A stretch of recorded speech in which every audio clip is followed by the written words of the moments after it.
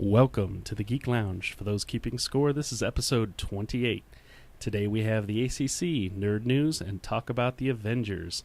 So sit back, relax, and enjoy. This is the Geek Lounge.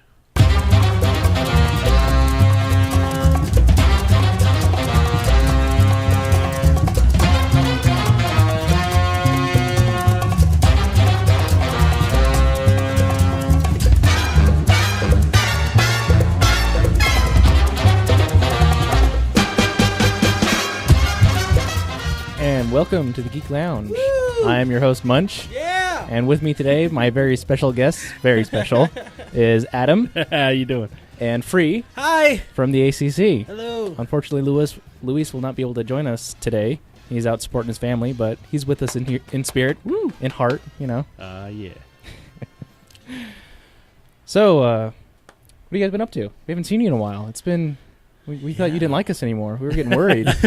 Cried ourselves to sleep a lot. September was a crazy month. September was insane. Yeah. Yeah. Having lots of fun. Yes. You know what? We did a lot of things in September. Yes, we did. It's amazing. Yeah. Drove across country and back. 7 days. Very cool. Yeah, I saw some of the pictures on Facebook. One of my favorite ones was Free at the site of the future birth site of Captain Kirk. Yeah, that was cool to see. I didn't know they had a plaque like that there. You know, it's funny. Yeah. We took pictures at Mount Rushmore. We took pictures at all these different places. And everybody loves the fact that we were at the future birthplace of Captain Kirk. Yeah. That was the big one on Facebook. Yeah. That was dude, that's so rad. And it is in a tiny, tiny little town in Iowa. Is it really? No, Place, absolutely. yeah. And it's literally behind a house down an alley. So, like, you It's could the miss it if you didn't strangest know it thing. was there, huh? Oh, no, we missed it a few times. Oh, you did miss it. Yeah, we did miss We it. were getting irritated at each other Yeah. because we were sitting in a park going, where is this place? Where is this stone? Yeah, Google shows a picture at a park, and I Yeah. guess they moved it. Oh, So, what a bummer. So, Yeah, I did see the picture at Mount Rushmore, but yeah, the one that was memorable was the one I kept thinking about was the future birth site of Captain Kirk. That was cool. it's Yeah, pretty it was. awesome. Yeah. Very cool. Yeah, I've been working on my Liger model lately. It's really starting to come together. What is that? A Liger model? Yeah, what is It's that? like a Gundam model, only it's from the anime called Zoids. Yeah. And they have a few different ones called Zoids the Chaotic Century, Zoids... I forget the other ones because I only watched the Chaotic Century. But anyways, it's a lion basically, and it's a robotic. And Nice. it looks really cool. I've got what they call a blade liger. So when I'm done, it'll be like blue with white highlights, and it'll have these two little yellow blades that'll come out on the sides. I'm getting a little frustrated right now though, because like I started putting it together again because I had a friend help me out.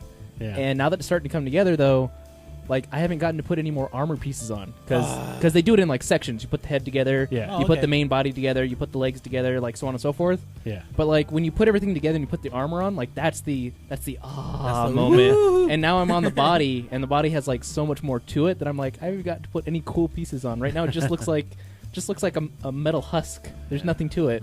Kit modeling is all about patience. Yeah, I know you know that too, being an old Warhammer guy. Oh, yeah.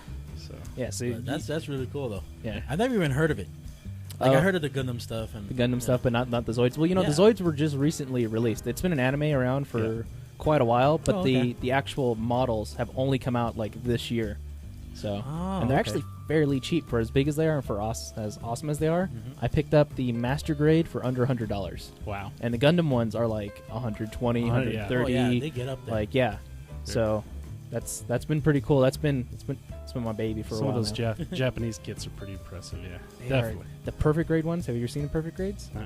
Perfect grade Gundam models they're You can It's- climb in them and pilot them, or almost they're so opposable. Like the foot, like you put together a master, you would think that a master grade and a perfect grade aren't too far apart, right? yeah. No, they're like night and day. The master grade is like you put the foot together and it might have like 2 hinges if you're lucky. Sometimes it's just like one, Yeah. like the main foot and the heel.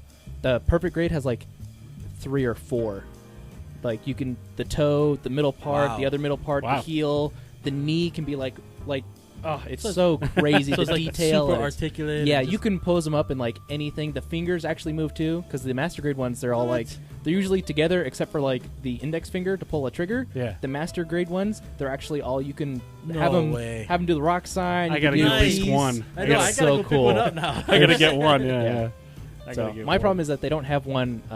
My personal favorite Gundam is Death Scythe Hell Custom Yeah. from Endless Waltz, and they don't make it in a perfect grade. Really? Yeah, they make a lot of the other ones, but not the one I want. I'm That's like, weird. oh, so Well, you must be alone in that one. I think I am, unfortunately.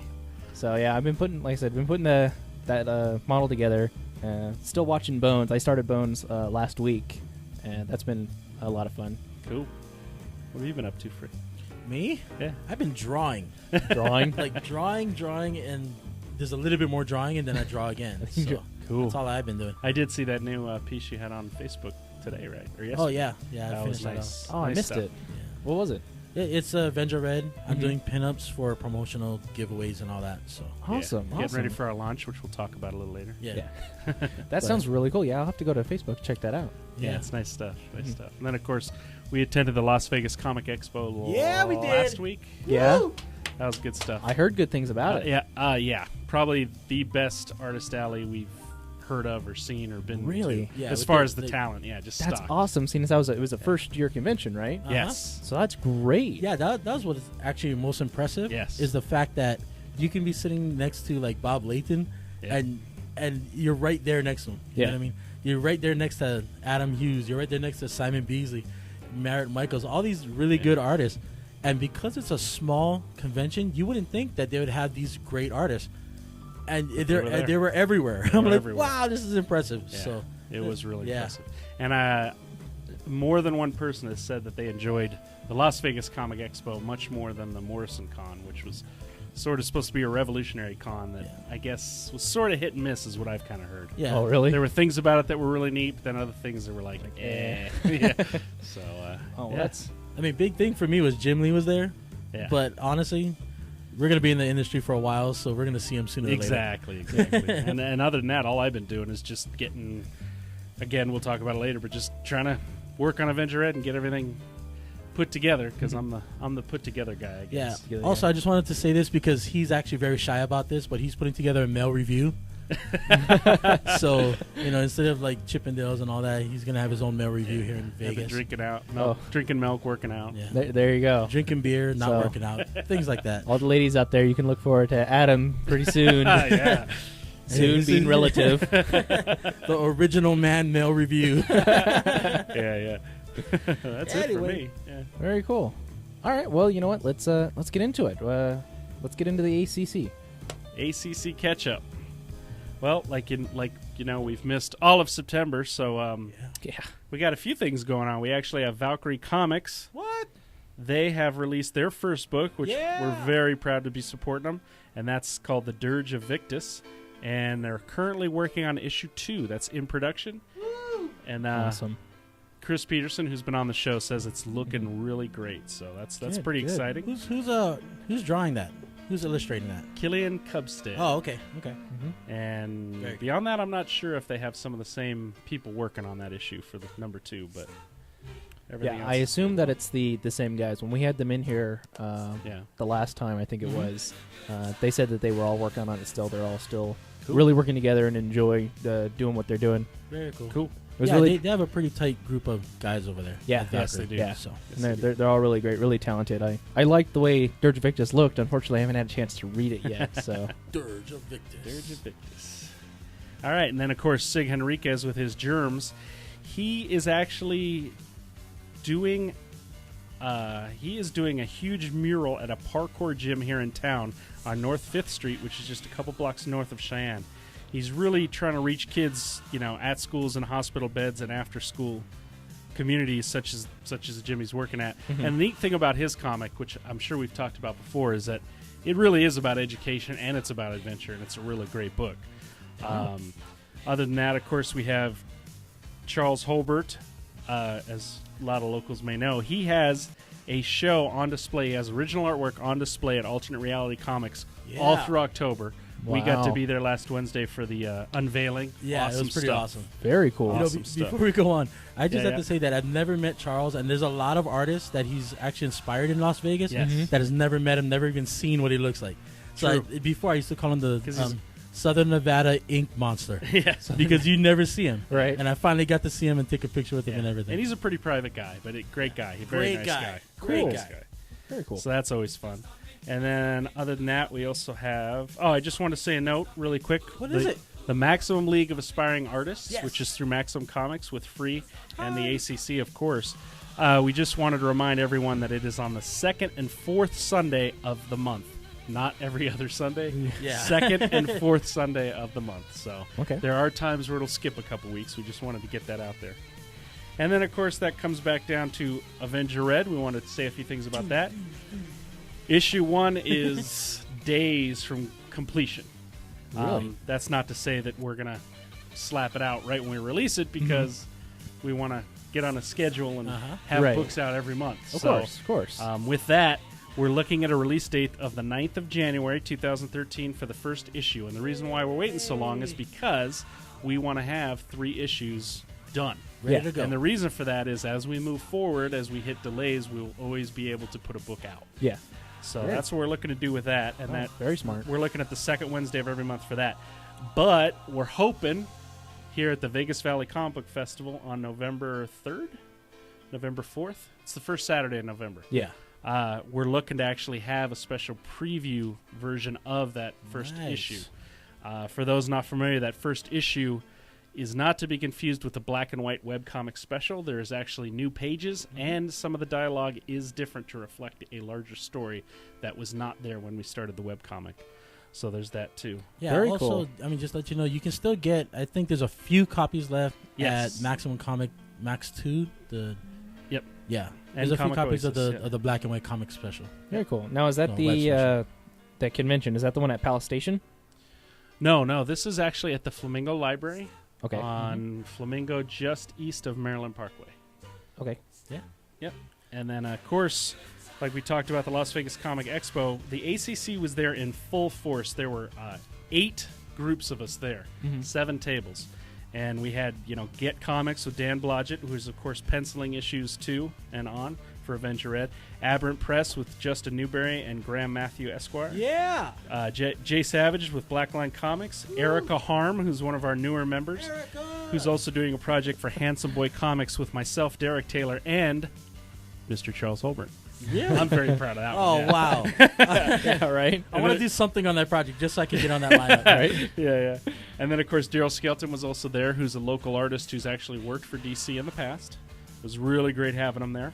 And then Germs with Sig Henriquez and his daughter Jasmine, of course. And then Valkyrie Comics, Chris, Killian, Josh, and Tommy. Blade Action Force with Teo and Ismail.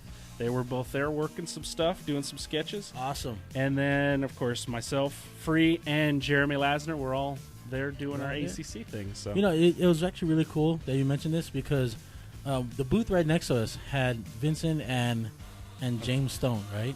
Yep. Good. Immortal Samurai Comics, yeah. Yeah. New friends. New friends. Yep. It's awesome, and they're local too. So Yeah, very good guys. Very good guys. We're glad to have met them. And we also met some new people for Ginger Rabbit Comics in Los Angeles.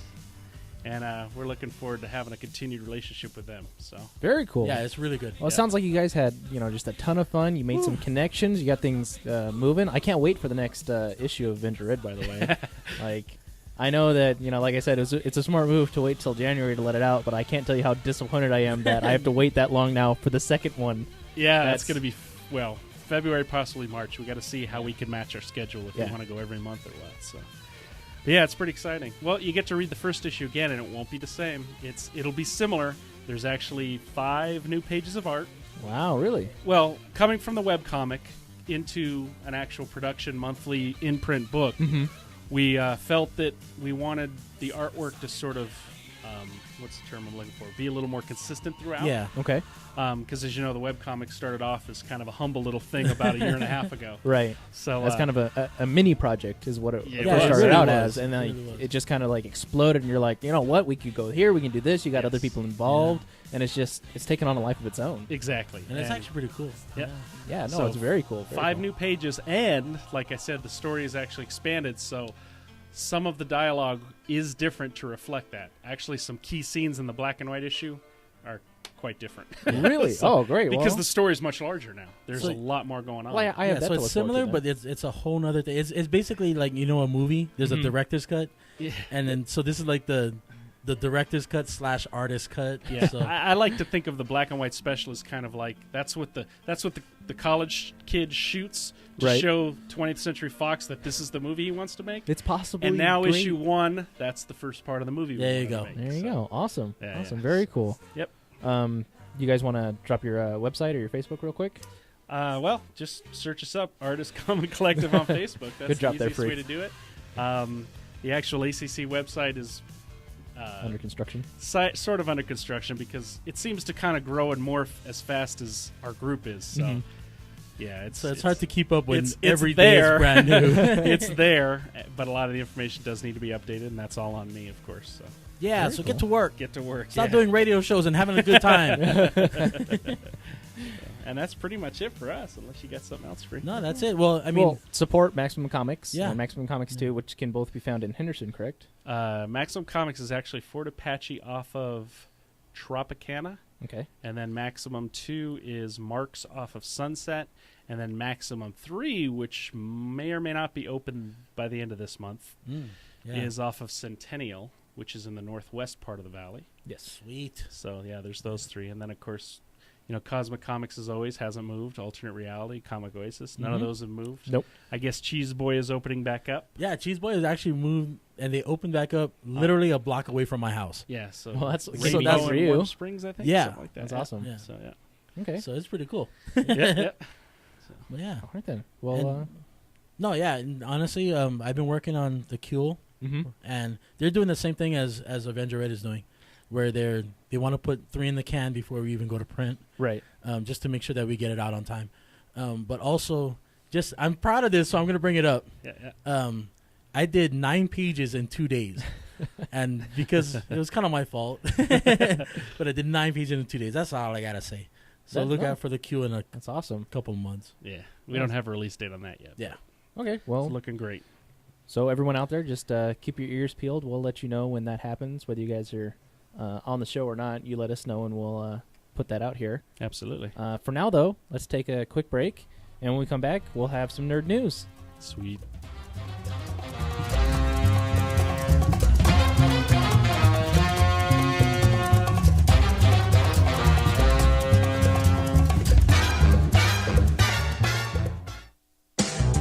Hey you, this is Vince here on the Talk with Vince show, where no subject is off the table. We'll explore the depths of your mind. Spirituality, we talk it. Enlightenment, we talk it. Politics, we talk that too. Ufology, you want it, you got it. Conspiracy facts, we're on it. Sex, we talk it. So join me every Saturday from 11 a.m. to 12 p.m. for Talk with Vince here on VegasAllNetRadio.com. Talk that will blow your mind. This is Sweet Cheeks with the curvaceous bounty of Sin City. In this election year, knowledge is power. Know the issues, know the candidates, and remember to vote. Your vote is your voice. And besides, you get a really cool sticker. The odds of becoming a signed artist and having 3 #1 albums? 1 in 100 million. The odds of going on to win 6 Grammy Awards? 1 in 1.4 million. And the odds of this performer having a child diagnosed with autism?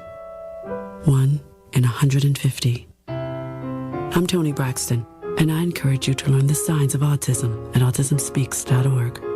Autism Speaks. It's time to listen. Brought to you by Autism Speaks and the Ad Council. So, Bob, do you have the list of candidates to replace Logan as department head? Yes, sir, right here. First on the list is Cummings. Highly qualified, plenty of How experience. old is Cummings these days? He's 57. I think that's a little OLD, don't you? Who else is on the list? Gonzalez. We can move on. Why? His last name, Gonzalez. I don't think we need any of that here. Well, then there's Tyler, a real go-getter. A woman as department head? I don't think so. Alrighty, what about Gardner? Works long hours, knows the department. Bob, don't tell me you don't know about Gardner. What? The man is light in the loafers. Get my drift? Well, that doesn't really matter. Oh, sure. Next thing we know, the whole department would be overrun with them. All right, I've always liked Richardson. He's worked his way up, helped reorganize. Bob, in case you haven't noticed, he's black. So? He'll slow the whole department down. He's one of the best workers we have. Who's left? Simpson. He's a mathematical genius, but in that wheelchair, I don't think so. Well, that's the whole list. A department filled with people and not one of them is qualified. Isn't that ridiculous? Yeah. Ridiculous. The Leadership Conference Education Fund and the Advertising Council remind you that our strength, our progress depend on our diversity. Saturday nights from 7 to 10, it's the Chill Zone with your host, Randy M. Join Randy as he takes you through a journey of smooth electronic music and beyond. It's the Chill Zone with your host, Randy M. Every Saturday night from 7 to 10, only on VegasAllNetRadio.com.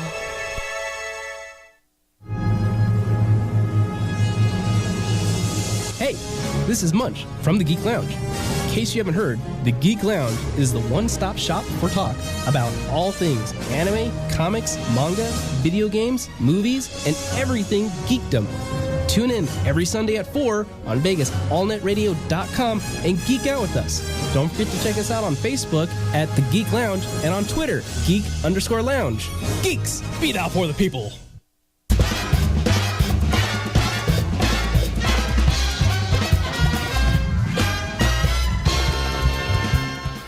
Heroes United. In the wake of Joss Whedon's billion-dollar blockbuster, The Avengers, Iron Man and the Incredible Hulk are set to reunite in a direct-to-DVD movie from Marvel Animation.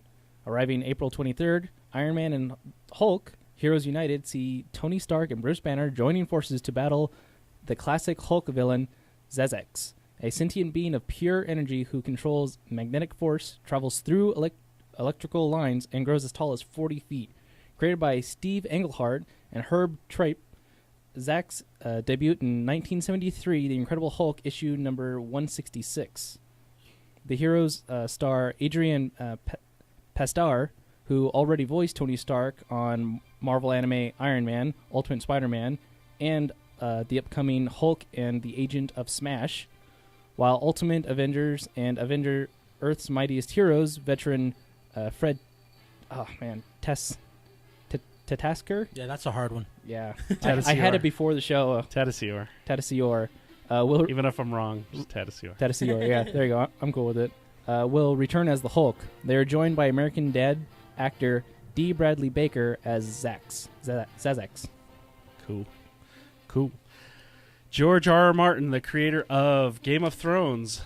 Not a lot of people realize this, but back in the 80s, he was very much involved and created a superhero for literature anthology series called Wild Cards, something I actually used to read way back then. And then back in the 80s, actually it was 1987, a very young Neil Gaiman pitched an idea for a character to George R.R. Martin at Comic-Con in San Diego. Long time ago, Comic-Con. Yeah. George R.R. Martin just blew him off. Nah, ain't gonna work, kid. Get out of here. Don't have enough credibility. Well, guess which character Neil Gaiman tried to pitch? Sandman himself. Sandman was this close serious? to being Yes. a wild card. Oh, that would have been awesome. George R.R. Martin has more recently said he regrets that decision, but it's not like George R.R. Martin is suffering from any lack of success on his own anyway. So, but a very interesting tidbit. Very interesting. Absolutely. Doctor Who turns 50, as I'm sure our listeners know, because we've boasted about this several times. I think we can all agree by now, if you're a Whovian that is, bow ties are cool. But the Doctor Who 50th Anniversary Collector's Edition Monopoly set from the fine folks at USAopoly is way cooler. Not only does the game brand span the entire Doctor Who universe, including properties based on 22 different episodes, it also features all 11 Doctors. Like any Monopoly game, players will make their way around the board, buying up properties. However, rather than offering up Atlantic hotspots as the original did, the Doctor Who-themed edition sees players purchasing different episodes from the series' long history.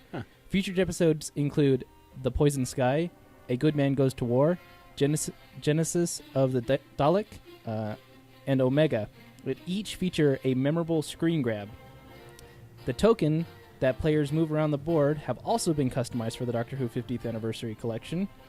Each one is based on an iconic item from the show, such as a bow tie, an umbrella scarf, and of course, the sonic screwdriver. While this version of the game is sadly not available yet, you can get a jump on things by heading over to Entertainment Earth to place a pre-order. It will cost you $50, and the game will not be out until late October. So, not to say that you can't find a Doctor Who themed Monopoly board, just this is the 50th anniversary one. All right, Sony is suing actor Kevin Butler. No. Don't know who Kevin Butler is? Kevin Butler is an actor-comedian who is very much identified with the brand of the PlayStation itself as the PlayStation guy over commercials for a good year and a half, right? Mm-hmm. Well, apparently earlier in the month, a Bridgestone tire commercial, Kevin Butler is one of the actors playing a Nintendo device in the background. Apparently he had some kind of exclusive contract with Sony. I actually saw the commercial. As little as I watch commercials on TV, I actually remember seeing that commercial. The funny thing about it is, since then, the commercial's been re-edited where he doesn't even appear in it, I guess. They just CGI'd him right out. Took it out, huh? Apparently, yeah, there's some kind of likeness rights Sony owns. And the latest update has that they've decided, Sony and Kevin Butler and his company have decided to settle out of court privately. Mm-hmm. But still kind of weird, huh?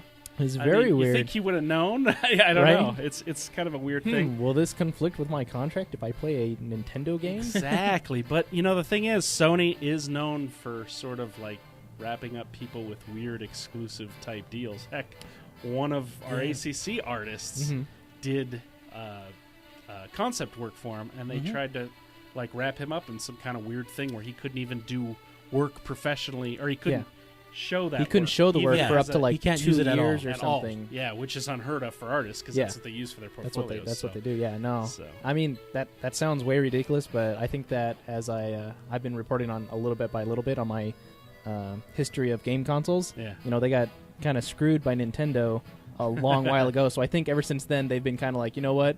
We're putting people under these make them run through these ridiculous hoops, so we don't have this happen again. So they're still kind of butthurt about it. That's what that's what it sounds like. Even though they made how many millions of dollars off the PlayStation, billions. So I mean, it turned out to be a good thing that they got screwed over. Sony's not doing as well as they have in the past. So Butler used a Nintendo, whatever, Game Boy or whatever, in a Firestone commercial. Yeah, a Bridgestone commercial. Bridgestone. Yeah. So basically, maybe he was it. thinking this is for another company. It's nothing to do with Nintendo, and Sony's like, nope.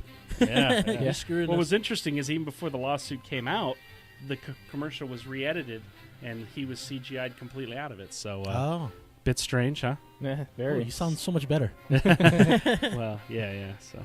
So, S.H.I.E.L.D.'s new team, Josh Whedon, has been understandably cryptic about ABC's recently greenlighted S.H.I.E.L.D. pilot, but now we actually have an idea of the new characters that will be introduced. Here are the outlines for the 5 central characters. Skye, this late 20s woman sounds like a dream, fun, smart, caring, and confident, with an ability to get the upper hand by using her wit and charm. Smart. Agent Grant Ward, quite the physical specimen and cool under fire, he sometimes botches interpersonal relations. Yeah. He's a quiet one with a bit of a temper, but he's the kind of guy that grows on you. Agent Alfie Rice, also known as the Cavalry, this hardcore soldier... Alfie Rice. Soldier has crazy skills when it comes to weapons and being a pilot, but her experiences have left her very quiet and a little damaged. Agent Leo Fitz and Agent Gemma Simmons. These two came through training together. Their sibling-like relationship is reinforced by their shared nerd tendencies. She deals with biology and chemistry. He's a whiz at the technical side of weaponry. It's new characters. It needs to be its own thing, Whedon said earlier this month. Part of that to me is that they're not superheroes, but they live in that universe. That makes them a little bit, even though they're a big organization, underdogs, and that's interesting to me. As part of his 3-year exclusive deal with Marvel Studios, Whedon will co-write the pilot with his brother Jed Whedon and Jed's wife Marissa, who will serve as the executive producers, showrunners, along with Jeffrey Bell, who was also on Angel and Alias. Aha. It's good to be a Whedon. Yeah, no kidding. Right? It's like, do you need a job? Yeah, okay. Yeah, bring your wife. Does she need a job too? All right. Ray Bradbury, as you know, he died earlier this year, but there is a chance to finally read the last thing he ever wrote, which is an essay or an introduction to the 2012 volume of the Best American Non-Required Reading, and it can be found on the Huffington Post. And it is essentially a love letter of his own love for reading. And I read it. Tear came to my eye. No joke. I'm a big reader too, but good stuff. And then finally, one quick little burb. Dread 3D. Flopped. Unfortunately. I hate to say it because I actually enjoyed the movie. There was one scene I didn't like, but other than that, I thought the movie was really good, and no, I did not see it in 3D. $50 million budget. After 2 weeks, it's only made $22 million and is falling fast. Most of that was actually made the first week, so what a bummer. I'm bummed. But that's a big. That's As a got. Dredd fan, It's I got wanted to see a more. lot to do with the fact that it was pretty exclusively in 3D, right? It was. Even the showing I went to, Mhm. one showing that day at that theater that was not 3D. Yeah. And that's a shame. So are they? I'm just thinking that they're hoping for a really big, like international. That's take. both. Oh my lord! Yeah. Never mind. It did Never not mind, do, never did mind. not do well, unfortunately. Yeah. So that's not to say it's not going to be big on video, but no, absolutely. But So, here's hopefully keeping it my is. fingers crossed. Like I said, the movie's not perfect. I know this is going to sound strange, but the Schwarzenegger version, I'm not Schwarzenegger, Stallone version, Stallone. actually kind of encompassed more of the kookiness of his world, believe it or not, even though it wasn't a very good Judge Dredd movie. Right. This movie is really sterile, Mhm. but I still enjoyed it, and I thought it was a good introduction, but I don't know. We'll see. We'll see if we get another one. We'll see. This probably means that there won't be a sequel. Yeah, No. we'll see. Depends how good it does on video, I think. Yeah. And that's it for me. All right, I think that's it for Nerd News right now. Why don't we take another break? And when we come back, we're gonna have an Avengers debriefing. Yeah.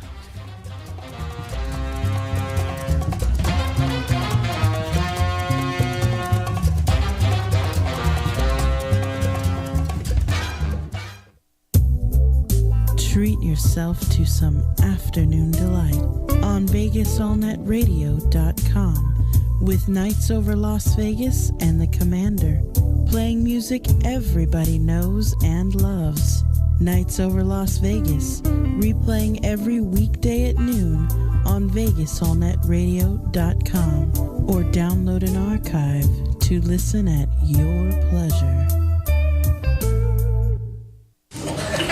All right, this next question is for Caroline. Caroline, if you take the bus 60 miles to school at 5:30 a.m. and the bus is traveling at an average of 30 miles per hour, how are you going to get to your prenatal appointment and still make it to homeroom on time? Some students are tackling more than just their schoolwork, which is why more than 30% of them aren't graduating. But you can give them the boost they need to make it through by visiting boostup.org. Brought to you by the U.S. Army and the Ad Council. Hi, this is Luis from the Geek Lounge. You know, every year thousands of them are being destroyed without even a second thought. What am I talking about, you ask? I'm talking about used video games. Every day, thousands of games are being neglected and traded after people have lost interest in them. So when you go to your local video game retailer, tell them that you want to buy used and give a game a good home and a good console. This is Luis from the Geek Lounge reminding you that no matter what console you play, please buy used, not new. This message is brought to you by the Geek Lounge and the Epic Awesomeness Council, who are also the Geek Lounge.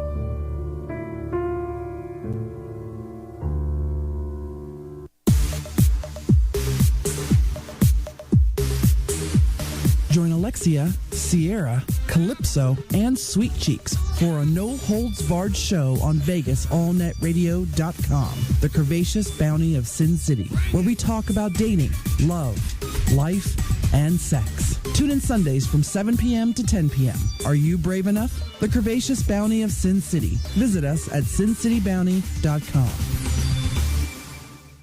Quick, what do these sounds have in common? These are the sounds of geography. Geography helps us understand connections between people and places. But our kids aren't getting enough of it.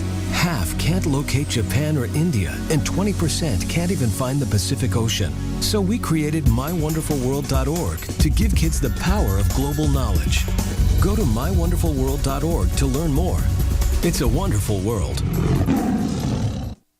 Hey, Luis, where are we going today? Dude, I just heard about this great place called the Geek Lounge. The Greek Lounge? But I'm not really into lamb or Slovaki. No, man, not the Greek Lounge, the Geek Lounge. The Geek Lounge? What's that? Yeah, dude, it's your one-stop shop for talk about everything from movies, video games, comic books, TV shows, manga, and anime. Wow, when does all this happen? It's every Sunday at 4 p.m. on VegasAllNetRadio.com. Oh man, it's almost time. We better hurry. You're right. Don't forget, that's the Geek Lounge, Sundays at 4 p.m. on VegasAllNetRadio.com.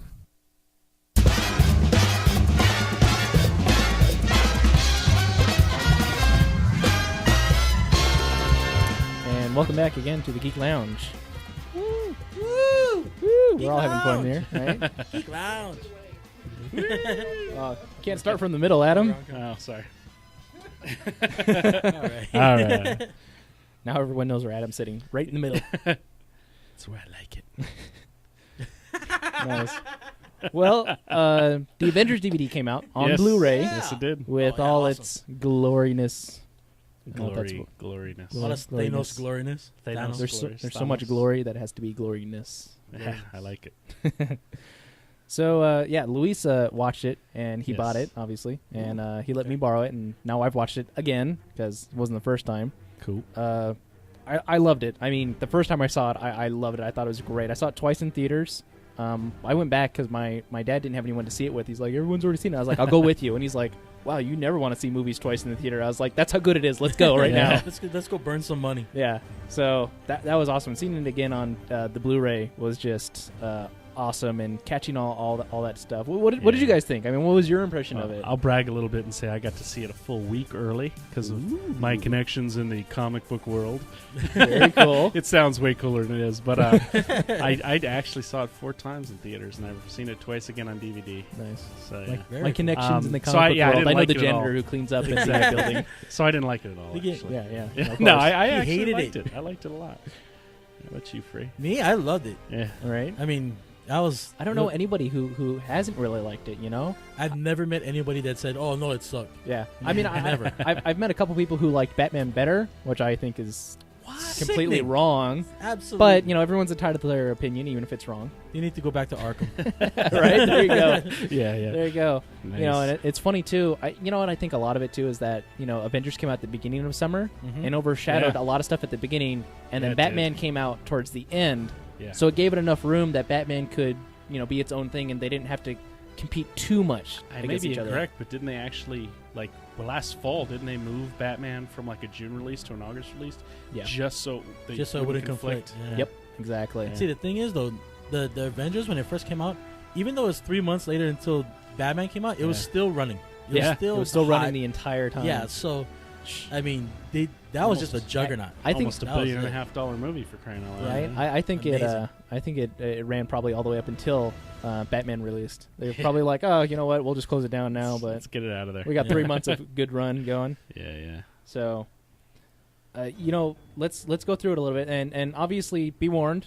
Here it is. Spoiler alert. Spoiler alert. So I wanted to talk a little bit how close was it from a comic standpoint, from a comic fan standpoint, was the movie to the comics? Because obviously everything can't be exact, but it's awesome when they can, Josh Whedon is a fan for fans. Yes. That's what made this so great. And honestly, Avengers #1, mm-hmm. it's lifted right out of Avengers #1. That is the plot of Avengers #1. Really? Loki manipulates events. Mm-hmm. I mean, right down to the scene of him sitting on the cliff watching Thor and Iron Man fight. That's in the comic. That's in the comic. And he manipulates the Hulk to try to get him to go crazy and all that stuff. Now, granted, there's some more they added to it, but essentially the plot is lifted right from Avengers #1. Well, from what I was reading, one of the things that I know wasn't exactly by the book was that Captain America isn't found until the 4th issue. That is correct. Of the Avengers. Yes. But it all worked out still pretty well, right? Yeah. Well, yeah. I mean, you figure honestly, if they did it per issue, we would have sequels up to 1006. Right? Yeah. So they had to kind of condense a little bit of the story, but still, it was an amazing storytelling. Yeah, and as far as feeling like a comic book, it was it was awesome. Yeah, it was really you were cool, in it. Right? Yeah. Joss Whedon really has a gift for ensemble writing. Yeah, absolutely. Because everybody had their moment, even Nick Fury. I mean, it was great how they balanced everything out because up until this point, I feel like a lot of the other movies didn't do a very good job of balancing out big named heroes. Obviously Iron Man has done a good job like everyone else does with these supporting characters, these other co-stars, but the Avengers is the first one where each one of these is a star in their own rights, and nobody felt like they were kind of like, oh well, you're just like the flunky, you're just along to go get the coffee or something. No, everyone had their own thing, everyone had their own problem, and everyone had something to say. Absolutely. Their own moment. Yeah, you look at it like in X-Men, it was all about Wolverine. Yeah. You know what I mean? Everybody else is just kind of there. Yeah. With this one, I mean, when you saw the Hulk get mad, you're like, ooh. He's getting mad. When you see Hawkeye and Scarlet and everybody else is getting into their thing, they're like, wow, everybody had a moment. So You pinpointed it, man. It was great, right? Yep. Well, you know, how did you feel? See, and I think you and me, Adam, have talked about this before. I'm a big fan of Edward Norton. I liked Edward Norton's portrayal of the Hulk, but I have to say that Mark Ruffalo hit the nail on the head. He did a great job in the Avengers as the Hulk. Yeah. Norton is actually my third favorite Hulk actor. Well, I'm sorry, fourth if you count Bill Bixby. Oh, nice. Not that I disliked him, but of all the people that played the Hulk or Bruce Banner, honestly, I actually liked Banner, even if the movie as a whole was really uneven. Right. Norton. I'm sorry, I love the dude. Don't get me wrong, I love his work. But as far as like the 4 actors I can think offhand that have played Hulks in live action, he's probably my least favorite. You were saying that Ruffalo is your number one. Yes, wasn't he? Absolutely. What did you like about him? What did he bring that was like truly Bruce Banner? Truly, There are 2 things that stick out in my mind that he did to portray that character perfectly, and one was really more superficial, and it was little things. Even when he got in the Avengers, the Shield helicarrier, he would do little things like the guard standing by the door, he would look away from quickly, just like somebody who's so used to avoiding being seen. He did like these little mannerisms as if somebody was trying to remain anonymous, inconspicuous. That was awesome. Yeah, I noticed that when he actually looked away really quick. And again, it's one of those avoidance things where he doesn't want to get mad. Exactly. He doesn't want to lose control. So. Yeah, and the other thing was, and this is where Mark Ruffalo as an actor, I think, comes through, is that, his general sort of outgoing persona was very calm, the demeanor, but his eyes were not. He would give a lot of sharp looks, and it really gave me that sense of, like, the beast underneath. Yeah. That's right. He knows he has the power in there. He doesn't want to let it out, but at the same time, he's like, I'm not going to let you push me around. Yeah. Nice. So that's what I really liked. Very good. What about you, Free? Was there anything that really stood out? Honestly, I was never a big Avenger fan. I was always the X-Men guy. Right. This movie turned me. What I really did enjoy was Iron Man. Because of his sarcastic, nature kind of thing. I was never a big Iron Man fan. I'd never read his comic books, ever. This guy's playing Galaga. I haven't. He didn't think anybody would notice, but we noticed. Right? Like, little things like that. It's like, okay, I like this character. What was the actor's name? Robert Downey Jr.? Robert Downey Jr. Yeah. I mean, he is the quintessential Iron Man. Yes, he is. He went through the drug abuse. He went through the alcohol abuse.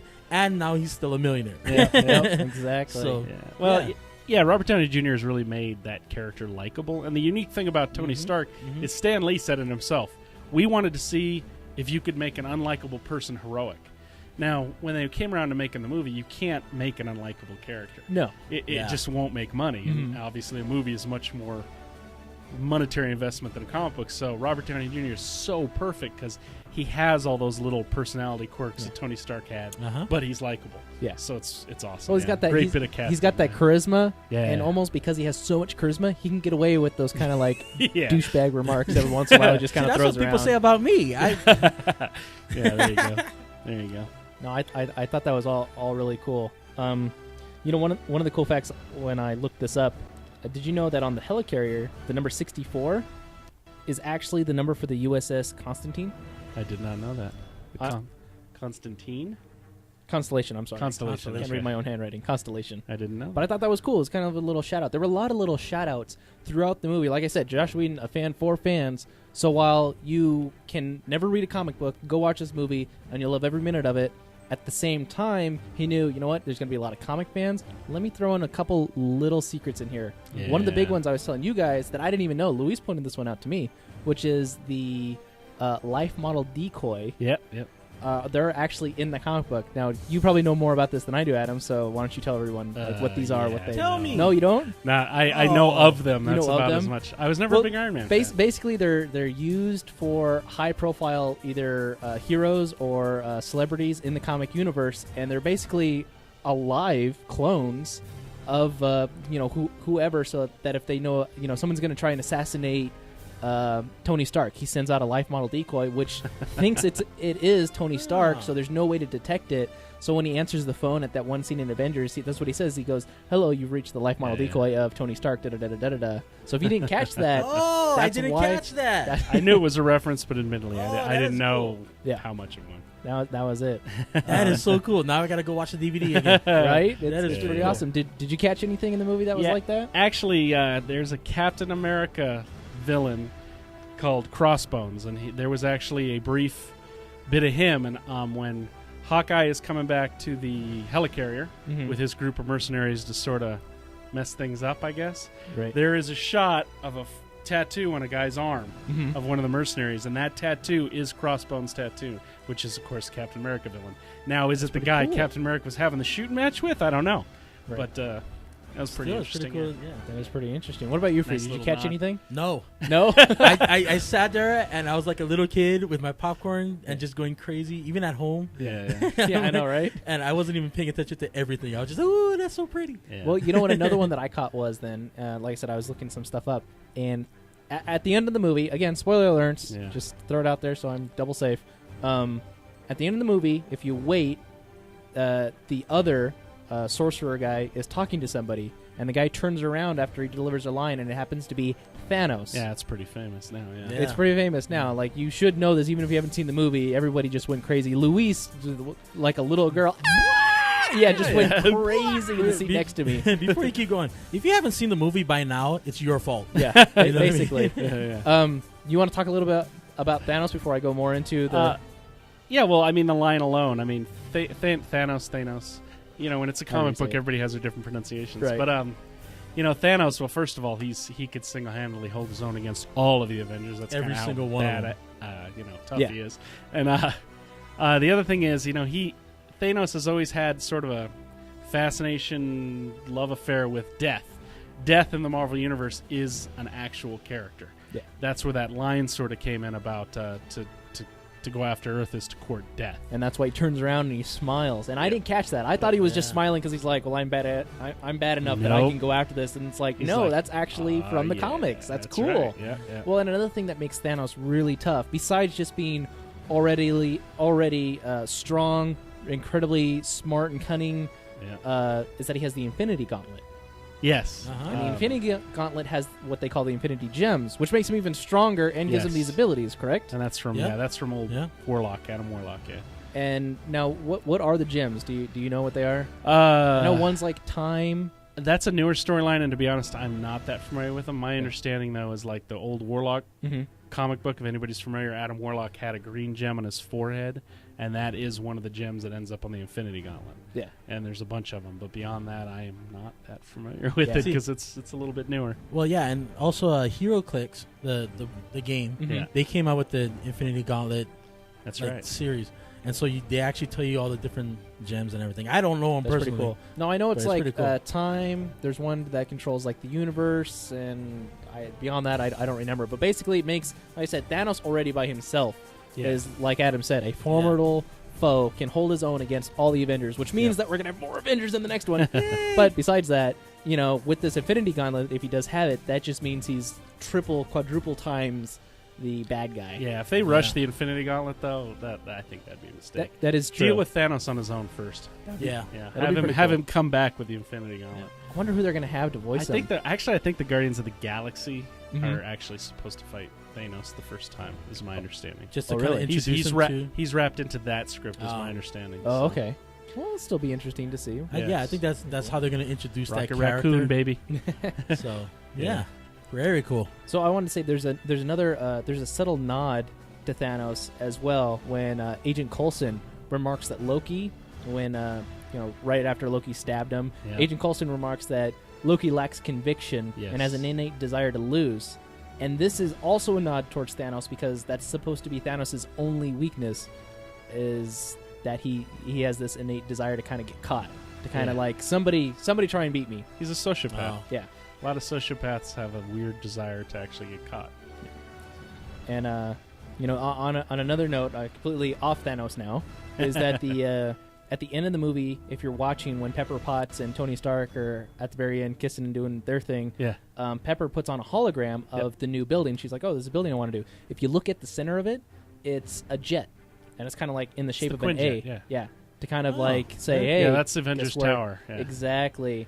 As well as when the destruction's going on, all the letters go off on the tower, but except for the A. The S, the T, the R, the K, done. And I'm embarrassed to admit it took me 3 times to realize that's what she was doing. Oh, really? I did not see it. First 2 times, glossed it over completely. Oh, I saw that A and was like, Avengers Tower. Yeah, exactly. No, not the A, just the building. Oh, just the building? Oh, yeah. No, yeah. I didn't even know that till I had looked this up. Yeah. There's a lot of pretty cool things as well in here. Nick Fury on his computer, this is something that's not really from the comic book, but I thought it was pretty funny that they put it in there. On Nick Fury's computer, it says File 113, which is the graphic design room at the Cal Art. Oh, really? Yeah. So it's kind of cool that they throw those little things in there. Something a little bit more related to the comic book or mythology, really, is that when Thor and Loki are talking, 2 ravens fly by the screen. Yes. And in mythology, Odin has 2 ravens that bring him information. Really? Yeah. Oh, that is cool. Isn't that cool? Yeah, that is. I didn't notice that at all. Yeah. Cool. So, and as the last little bit of trivia, and then we're going to get a little bit more into the movie, Chris Evans texted all the other members, assemble, to hang out when they were off the set. Nice. Yeah, that's cool. So I thought that was pretty funny, pretty unique. Cool. Because I know if I was involved in it, that's what I'd be doing too. To all my Avengers buddies, I'd be like, Avengers assemble, let's go hang out at the shawarma. Yeah. Boy, what that movie has done for shawarma, huh? Right? I know. It's like all those shawarma dealers in New York are like, yes, please. Watch the movie. Watch the movie. Yeah. So did you feel there were any inconsistencies with the movie? Any plot holes? Maybe a scene you didn't like? Or maybe a scene you want to talk about that's really great?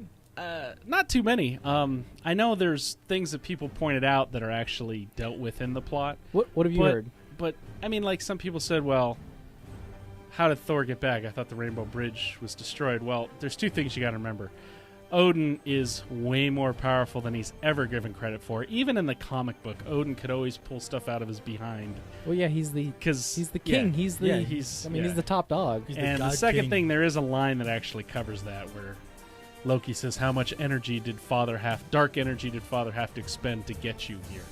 You know, and if you noticed, he got him there, but he couldn't get him back without the actual Tesseract. They needed the Tesseract to get him back. Right. Stuff like that. Another complaint I heard was like, well, how come suddenly the Hulk could control his rage? Well, again, 2 things about that. The Hulk wasn't always a mindless beast. He's actually much smarter in the comic books probably than any of the movies ever given credit for. Oh, absolutely. Except maybe the Avengers. But, the first time he changed, too, it's not set out right, but I think everybody agrees that they were being strongly influenced by Loki's scepter. Yes, being in that room together. And the plan was for the Hulk to be unleashed, so obviously he was probably affected the most. That's why he was holding the staff, too. Yeah. When they're having that argument, he doesn't even realize that that's part of it. It's influencing him the most because he knows he's that linchpin. He's that, I think one of you guys said it, he's like that grenade that you throw in the room and you hope things go your way, but you really just don't know. Yeah, exactly. By the way, that was one of the things in the animated Iron Man and Hulk team-up that they had said is that the Hulk will have be more articulate in the animation because... He usually is in the animated ones. Yeah. And, the Hulk, even in comic books, the Hulk has a history of sometimes working with, sometimes not entirely agreeing with what's going on. Yeah. He's always had that kind of history. If he gets mad, he tends to get a little more goofy and angry and all that kind of stuff. So, it's not... I don't know. Sometimes movies, I think people are so set on certain rules. It's a movie. Enjoy it. Yeah. Well, and on top of that, I think when the movie's good enough, it will overcome some of its shortcomings just by sheer entertainment value. I just wanted to break in here. I put up a post on, go to VegasAllNetRadio.com and listen to it. And Stephanie Payne from Vagina Girls is listening right now. Awesome. Andy Cable is listening. So hey, Stephanie! Woo! She does great work with the community. So I just wanted to give her a shout out. Oh, awesome. Absolutely. No, totally. Hi, Stephanie. Cool. So yeah. The Avengers. Again, if you haven't seen the Avengers by now, one, that's your fault for everything we just spoiled for you. But secondly, go get it because you can't describe in words how If you're a great, comic awesome. book fan. If you're a comic book fan. It does what comic books do. No matter what we do, you're never going to be disappointed. So go see it. And it sets the bar so high for the next one. That's for sure. That's looking to be just Cool. about all the time we have. Thank you, Munch. As always, thank you, Frey. Absolutely. Thank you, Munch, Adam. So we'll see you guys on the next one. Absolutely. Love you, Irma. Thank you, Irma. So for the Geek Lounge, that's about all. I'd like to just say, you see, it's not enough to simply possess power. You must also have heart, and cunning. Good night from the Geek Lounge.